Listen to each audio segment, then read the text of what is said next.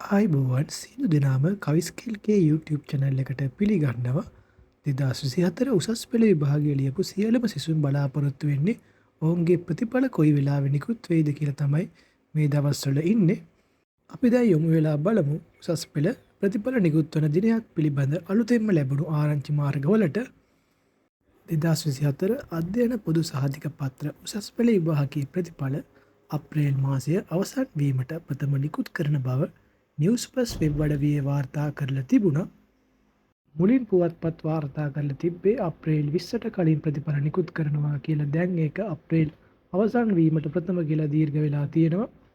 දැනට ලැබිලා තියෙන අලුත් ආරංචි මාර්ග අනුව කියන්න පුළුවන් මේ අප්‍රේල් මාසයේ අවසන් වීමට ප්‍රථම ඕඩ වෙලාවක ප්‍රතිඵල බලාපොරොත්තු වෙන්න පුළුවන් කියලා තමයි දැනට කියන්න පුළුවන් විභාග දෙපාර්තමේන්තුවේ ආරංචි මාර්ග අනුව.